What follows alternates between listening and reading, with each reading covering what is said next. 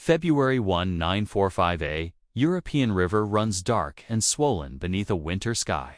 Ice drifts along the banks. Smoke hangs low where stone and steel once met in the middle. The bridge is gone. German engineers have done their work thoroughly. Charges placed. Spans dropped cleanly into the water. The crossing so carefully marked on maps and timetables has been erased. On the far bank, German units pull back into prepared positions, confident that the river will do what weapons alone cannot: stop the advance. From their vantage point, the logic is simple. Roads lead to bridges. Bridges lead to crossings. Without the bridge, the enemy must pause. Engineers must be brought forward. Time must be spent. Pressure must ease. The Germans watch the ruins. They do not watch the water upstream. They do not watch the bend where the current shallows. They do not watch the darkness settling quietly along the reeds, because where the bridge once stood is where armies have always crossed.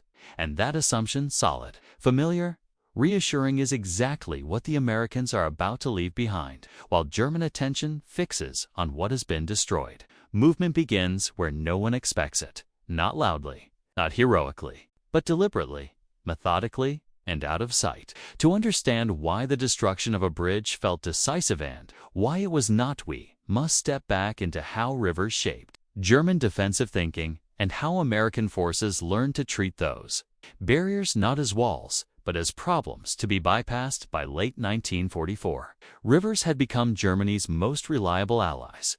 With armor depleted and air superiority lost, German commanders leaned heavily on geography to slow the Allied advance.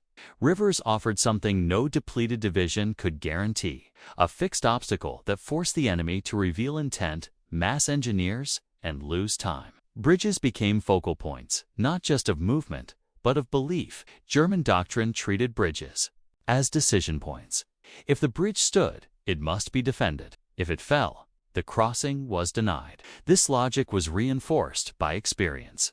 Throughout the war, armies had crossed rivers at bridges because bridges aligned roads, logistics, and heavy equipment. Destroying them forced attackers into predictable delays. Pontoon trains forward. Bridging units exposed. Traffic jams forming. Under artillery fire, by 1944, German engineers had refined demolition to an art. Charges were placed to drop spans inward, cluttering the river with wreckage. Abutments were scarred to complicate repairs. Demolitions were timed to the last possible moment, denying the enemy both the bridge and the chance to seize it intact. Withdrawal plans assumed that once the bridge was gone, the line would hold long enough to regroup. This assumption shaped dispositions. Infantry and guns were placed to cover bridge approaches. Observation focused on the ruins. Artillery registration prioritized likely repair sites. The river elsewhere was treated as a natural barrier, cold, fast, and impractical for rapid crossing. That confidence was not entirely misplaced. Crossing rivers under fire is among the most complex operations in war. Equipment must arrive intact. Units must synchronize. A single failure can strand men on the wrong bank. German commanders counted on these difficulties to buy precious hours or days. But there was a flaw in this thinking. It assumed that the enemy shared the same hierarchy of crossings. Bridges mattered because they always had. They mattered because armies had built their habits around them. Roads fed them. Maps highlighted them. Timetables depended on them. German denial strategy exploited this inertia, turning the destruction of bridges into a psychological as much as a physical act. Yet by 1945, the American army had begun to shed that inertia. Repeated encounters with destroyed bridges had forced a change in mindset. Rivers were no longer treated as single problems with single solutions. They were seen as spaces with widths, currents, banks, fords, and bends. Somewhere along that space, a crossing would exist. German doctrine, however, remained anchored to the obvious. Once the bridge fell, attention narrowed. Reconnaissance pulled back. Patrols thinned along stretches deemed impassable. Resources were concentrated where the enemy was expected to appear at the ruins, with engineers in daylight. This created blind spots, not because German commanders were careless, but because doctrine simplifies reality in order to make it manageable. The bridge was manageable. The rest of the river was not. In February 1945, as German units withdrew behind yet another demolished crossing, they trusted that simplification. The bridge was gone. The line was secure. The enemy would pause. They did not consider that the Americans might choose not to pause at all. To see why that assumption failed, we now need to look at the other side of the river, at how American forces approached rivers, engineers, and time, and why speed mattered more than neat solutions. On the American side of the river, destruction of a bridge no longer carried the meaning it once had. By early 1945, U.S. formations advancing across Western Europe had crossed and recrossed so many rivers under pressure that the act itself had become routine. What had once been a set-piece operation was now treated as a problem of hours, not days. The difference lay not in heroism, but in organization. The U.S. Army's approach to river crossings rested heavily on engineers embedded at every level. From Division II Corps, engineer battalions moved with the advance, carrying boats, bridging, equipment, explosives, and the authority to act without waiting for perfect conditions. Their doctrine emphasized momentum, keep the enemy off balance, even if the crossing was temporary, fragile, or incomplete. This approach was not improvised in 1945. It was learned the hard way, from Sicily to Italy, from Normandy to the Seine. American units discovered that stopping to rebuild what the enemy destroyed ceded initiative. Every pause allowed German forces to dig in, re-register artillery, and harden the next line. The solution was not always to rebuild immediately, but to cross somewhere else, fast enough that resistance never fully organized.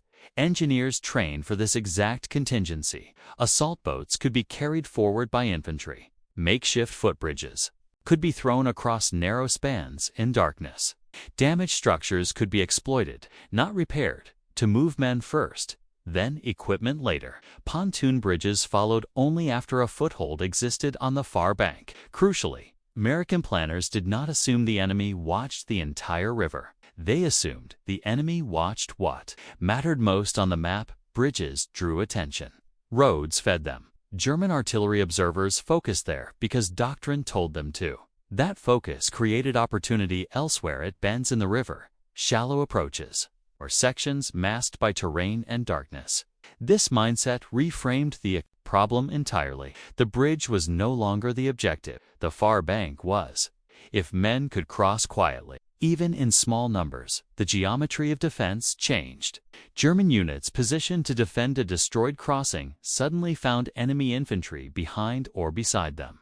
Artillery aimed at ruins became irrelevant. A defensive line built on denial collapsed into a series of local emergencies.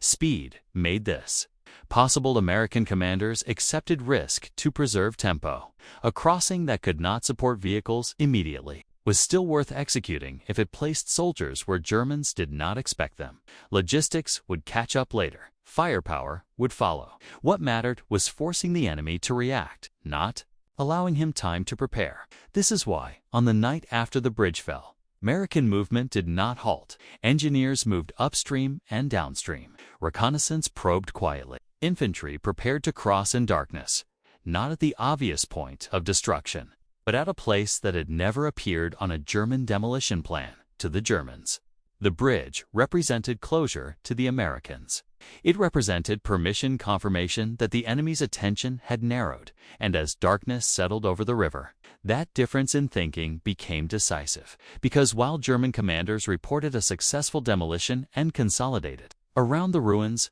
American engineers and infantry were already stepping into the water where no one was looking. The river line still existed on the map, but on the ground, it was about to be quietly undone.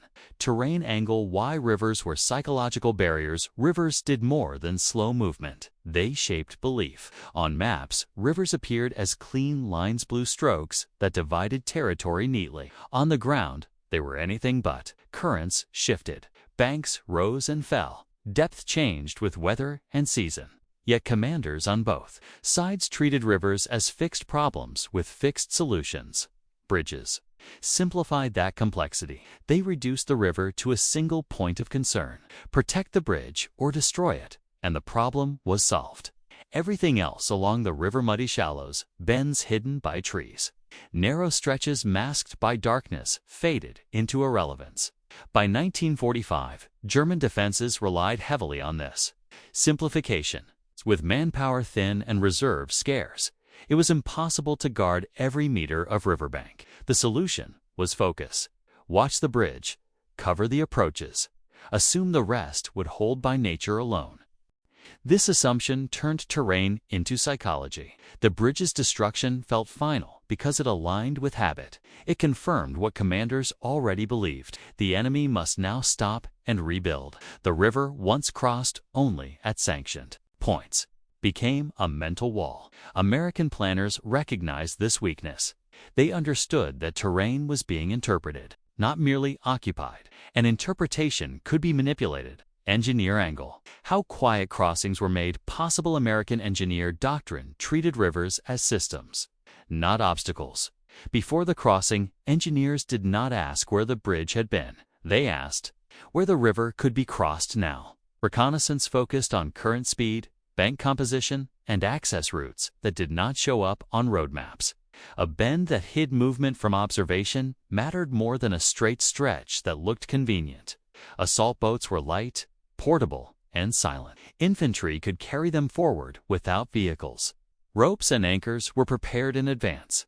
Engineers worked by touch as much as sight, guided by rehearsals that assumed darkness and confusion. Crucially, crossings were staged away from the obvious. Noise discipline mattered. Engines stayed off. Orders were passed quietly. The first men across were not expected to fight immediately. They were expected to exist on the far bank, establishing presence without announcing it. Once that presence existed, the character of the river changed. What had been a barrier became a seam. German artillery registered on bridge ruins could not reach upstream bends. Observation posts oriented toward demolition sites missed movement elsewhere. By the time the enemy realized men were across, the crossing had already succeeded. The engineers' role did not end with the first wave. They stabilized the crossing incrementally, ropes first, then boats in rotation, then makeshift footbridges. Vehicles waited. Heavy equipment waited. What mattered was that the far bank was no longer empty. This approach did not eliminate risk. It redistributed it. Instead of risking everything on a single exposed bridge repair, Americans accepted smaller risks spread across time and space. Losses, if they occurred, would be local, not catastrophic. Enemy angle. Why the Germans watched the wrong place from the German perspective. The situation appeared resolved. The bridge was destroyed. Reports were filed. Units repositioned behind the river line. Attention focused on the ruins because that was where engineers would appear if they appeared at all. German observers watched for pontoon trains, vehicle movement, and daylight activity. They did not expect silence. Night crossings without obvious preparation contradicted their assumptions. German doctrine anticipated methodical enemy action, reconnaissance, concentration, construction. When none of those appeared at the bridge site, it reinforced confidence rather than suspicion. This was the critical misreading by narrowing attention to the place that should matter. German forces surrendered awareness elsewhere. Patrols along quieter stretches were reduced. Listening posts were thinned. The river's complexity worked against those who assumed simplicity. When the first reports of American movement arrived, they were confusing. Infantry encountered where none should be. Fire coming from unexpected angles. Units behind the river line suddenly compromised without a clear breach point. Commanders struggled to explain how the enemy had crossed without touching the bridge. That confusion delayed. Response orders took time to adjust. Units repositioned piecemeal. What could have been a coordinated defense became a series of local reactions, each responding to incomplete information. These three angles: terrain misunderstood, engineering exploited, and enemy attention misdirected, converged into a single advantage. Surprise without spectacle. The crossing did not announce itself. It unfolded quietly, shaped by assumptions rather than force. And by the time those assumptions collapsed, the Americans were already where they needed to be. The next set of angles will show how that quiet presence reshaped the fight, how tactics shifted, psychology cracked, and operational momentum tilted decisively toward the side that refused to cross where everyone was watching. Tactical angle. What happens once men are across? The decisive change occurred the moment the first American infantry reached the far bank, not because they attacked, but because they existed there. A handful of soldiers on the wrong side of a river forces a redefinition of defense. German positions oriented toward the bridge suddenly faced uncertainty along their flanks. Weapons sighted to cover approaches from the ruins could not easily pivot to address threats arriving from the side or rear. American infantry exploited this quietly. They did not rush forward. They did not reveal numbers. They dug in shallow, masked positions and waited. The objective was not to advance immediately, but to hold space long enough for the crossing to deepen. Each additional squad across the river multiplied the problem for the defender. Small unit tactics favored the attacker. Here, patrols moved laterally along the bank, identifying gaps rather than pushing into strength. German outposts encountered unexpectedly were engaged briefly and then bypassed. Fire was selective, not continuous enough to confuse. Not enough to advertise scale. By the time German units attempted to counter, the Americans were no longer a crossing party. They were a presence, psychological angle. The moment confidence fractured German. Confidence had rested on a simple belief: the river line was intact. That belief did not collapse all at once. It eroded.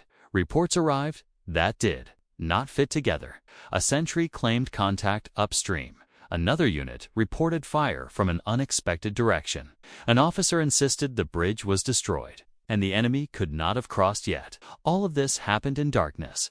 Night magnified uncertainty. Without a clear breach point, German commanders could not visualize the problem. They could not point to a single failure and correct it. The absence of spectacle, no repaired bridge, no pontoon under flares made the situation harder to grasp, not easier. This uncertainty slowed response.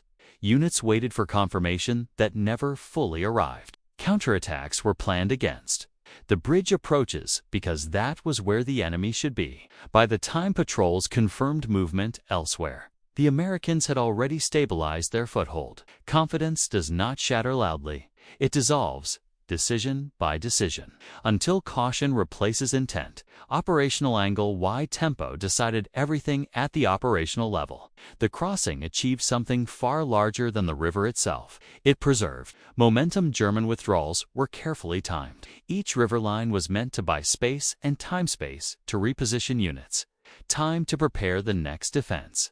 When a river failed to delay the enemy, the entire schedule collapsed. American forces understood this implicitly. They did not need a perfect crossing. They needed a timely one. Engineers accepted that vehicles would follow later. Commanders accepted that supply would lag temporarily. What mattered was forcing the enemy to react immediately before plans could be adjusted. Asterisk. Once American infantry were across, German units had two choices: reinforce the threatened sector, pulling forces away from the bridge ruins they had been guarding, or withdraw, again abandoning positions they had only just occupied. Either choice favored the attacker. The crossing away from the bridge denied the Germans the one advantage demolition was supposed to provide: predictability. Without knowing where the main effort would appear, every response became provisional. This is how tempo works in late war operations. It is not about speed alone. It is about denying the enemy a stable picture long enough that every decision arrives too late. The Americans crossed where no one looked, and in doing so, they turned a defensive line into a series of disconnected problems. Asterisk. By dawn, the river was no longer a line. It was a memory. What followed next, the moment when German forces realized the crossing had succeeded and attempted to respond, would mark the true turning point. Not because of what the Americans had built, but because of what the Germans could no longer control. That realization would arrive suddenly, and it would arrive too late. Dawn did not arrive all at once. It crept across the river in thin gray layers, revealing shape before detail, movement before meaning. German observers returned to the bridge ruins expecting the familiar signs of an attempted repair engineers gathering, vehicles edging forward, pontoon equipment waiting under camouflage. What they saw instead did not align. The ruins were quiet. No bridging trains, no traffic buildup, no urgency. Then reports began arriving from elsewhere. An outpost upstream had taken fire from across the river. A patrol downstream encountered American infantry where none should have been. Telephone lines carried fragments that did not connect into a single picture at first. These reports were treated as anomalies. German commanders assumed infiltration, not crossing. Small enemy patrols slipping across at night had happened before. They could be contained. The river line, after all, was still intact, at least on the map. But the reports continued. By full daylight, the pattern was undeniable. American infantry were not merely probing. They were positioned, dug in, moving laterally along the far bank with purpose. Fire came from multiple points, not concentrated, but coordinated. The river had been crossed, not at the bridge, not with spectacle, not in daylight. The German response lagged behind the realization. Orders issued for counterattacks against the bridge approaches automatic, doctrinal only, to find nothing there. Units shifted direction, then shifted again, chasing a problem that refused to sit still. Meanwhile, American engineers moved openly for the first time. Assault boats ran in rotation. Ropes were replaced with planking. A light footbridge appeared where none had existed hours earlier, not because it was ideal, but because the far bank was already held. This was the pivot. Once engineers could work from both sides of the river, the barrier ceased to function. What had required secrecy at night could now proceed with efficiency in daylight. The crossing widened, stabilized, and deepened. German artillery attempted to respond, but registration was wrong. Guns aimed at bridge ruins could not reach the actual crossing. Fire landed where Americans were no longer present. The enemy's certainty so strong after the Wade demolition collapsed in a single morning. They had destroyed the bridge and secured the wrong place. American units did not rush the advantage. They expanded methodically, knowing that the enemy's greatest weakness now was confusion. Each hour that passed without a decisive German counterstroke made one less likely to succeed. By mid-morning, the river line had failed, not explosively, not heroically, but irreversibly. The decisive moment was not the crossing itself, but the instant German commanders understood that their denial had worked. It's just not where it mattered. What followed next would determine whether the Americans could convert surprise into breakthrough, and whether the Germans could recover coherence before the collapse spread beyond the riverbank. That outcome would be decided in the next phase, as reaction turned into retreat and the consequences of watching the wrong place became impossible to contain once the reality settled in. German command faced an unforgiving choice to restore the river line. They would have to counterattack across ground already compromised against infantry entrenched along the far bank, supported by engineers who were no longer working in secrecy. Any attempt to push the Americans back into the water now required speed, coordination, and firepower the Germans no longer possessed in reserve. The moment for decisive action had passed during the night. As daylight advanced, American engineers completed what darkness had begun. A narrow footbridge gave way to a light pontoon span. Vehicles began to cross in controlled intervals. Mortar and machine guns were ferried over first, extending the Americans' reach beyond small arms distance. German artillery tried to adjust, but the delay proved fatal. Fire missions were corrected only after the Americans had shifted again. Each salvo arrived just late enough to be irrelevant. The defenders were reacting to positions that no longer existed. American infantry pressed outward, not in a rush, but with intent. Patrols expanded the bridgehead, securing junctions and folds in the terrain that denied the enemy observation. German units encountered resistance in places they had believed secure only hours earlier. Communications frayed as subordinate commanders reported contact from directions that contradicted their maps. This was the cascade. A defensive line built on denial requires certainty. Once that certainty collapses, every decision becomes provisional. German commanders began to pull units back to avoid encirclement, then pulled again to avoid being fixed in place. What had been a coherent line dissolved into staggered withdrawals. By the time a counterattack was considered in earnest, it was already too late to coordinate. American forces had crossed enough men and equipment to absorb pressure. The river, once the organizing feature of the defense, no longer anchored anything.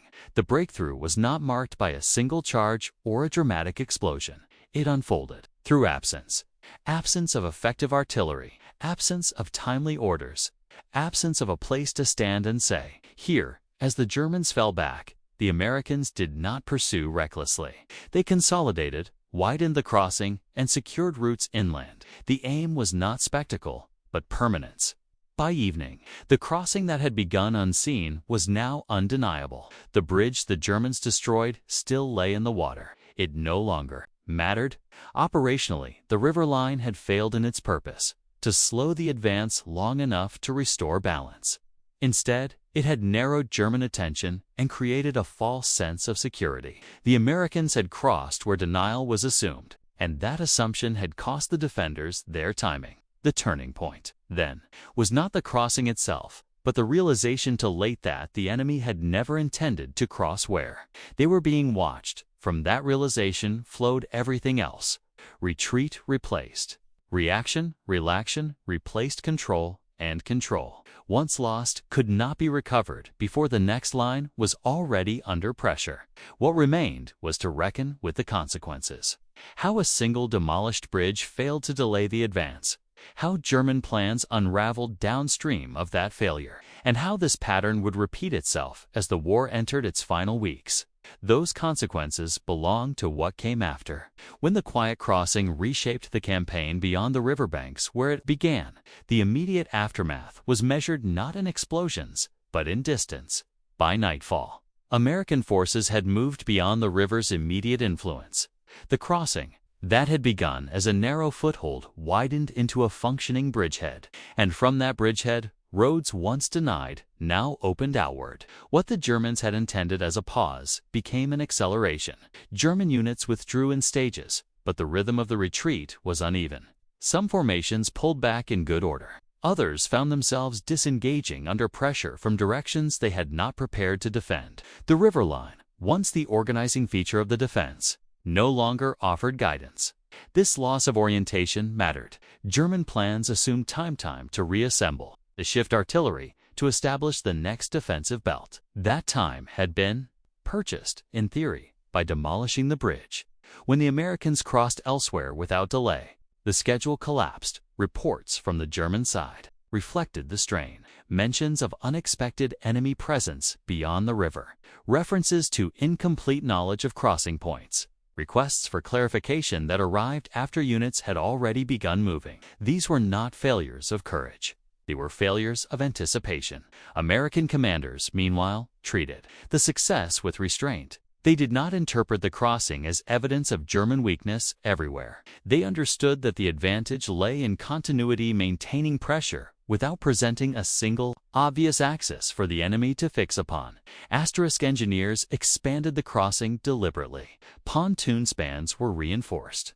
Traffic was regulated. Priority went to units that could secure depth rather than spectacle. The objective was not to surge forward blindly, but to ensure that what had been gained quietly could not be reversed. This approach paid off. German counterattacks, when they came, lacked coordination. Artillery arrived late. Infantry advanced against positions that were already prepared. Without a clear sense of where the crossing had begun, German commanders could not concentrate force effectively. The destroyed bridge remained a focal point for some time, but increasingly as a symbol, rather than a tactical feature. It marked where the Germans thought the crossing would occur, not where it had in operational terms. The cost was disproportionate. A single demolition meant to delay the advance, instead accelerated the loss of ground. The river, once a barrier, became a liability, forcing German units to withdraw again sooner than planned. Each successive fallback shortened the distance to the next objective and increased the strain on already depleted formations. For the Americans, the aftermath reinforced a lesson learned repeatedly in the final months of the war. Tempo mattered more than perfection. The crossing had not been elegant. It had not been announced. It had not followed the map's logic. But it had preserved momentum. And momentum was the one resource the Germans could not replace. as the front moved eastward. The incident became one more example, quiet, almost forgettable on its own, how the German defensive system was being undone piece by piece, not through dramatic breakthroughs, but through the steady erosion of certainty. That erosion would become even clearer when viewed beyond the immediate sector, as similar choices played out across multiple rivers in the final push into Germany. To see how this pattern extended beyond a single crossing, we must look at what followed next, how German planners adjusted, and why those adjustments rarely arrived in time. What happened at this river did not remain isolated. As the Allied advance pressed deeper into Germany in early 1945, the same sequence appeared again and again. Bridges were destroyed. Rivers were declared lines of resistance. German units reorganized around denial, and American forces crossed somewhere else, softened quietly, often at night, often before the defense fully understood what had happened. This repetition revealed a structural problem. Defensive planning relied on fixed assumptions. Bridges were treated as decisive points because they were administratively decisive. They appeared on maps. They anchored timetables. They gave meaning to orders. Once destroyed, they allowed commanders to report success in concrete terms. But destruction did not equal control. Control required observation, mobility, and the ability to respond across the entire width of a river. By 1945, German forces lacked all three in sufficient measure. Air superiority belonged to the Allies. Reserves were thin. Communications were fragile. Every kilometer of river could not be watched, and every possible crossing could not be covered. American forces understood this imbalance intuitively. They did not seek to disprove German doctrine head-on. They stepped around it. They crossed where denial was assumed rather than enforced. Each successful crossing made the next one easier, not because terrain changed, but because confidence eroded. German planners adjusted in theory. Orders called for increased patrolling, wider observation, more flexible reserves. But these adjustments arrived too late and were applied unevenly. The resources required to watch everywhere simply did not exist. Every additional patrol weakened another sector. Every reserve committed left a gap elsewhere. The destruction of bridges increasingly became symbolic. It looked decisive, it felt decisive, but it no longer delivered decisive results. For American commanders, this realization reinforced a core principle of the final campaign: never allow the enemy a clean pause. Rivers, cities, and terrain features were not endpoints. They were moments to be exploited before the defense could reset. This did not eliminate hard fighting. Many crossings were contested fiercely. Some failed, others succeeded at cost. The overall pattern favored the attacker, because the defender's assumptions were consistently narrower than reality by the time the Rhine itself was crossed.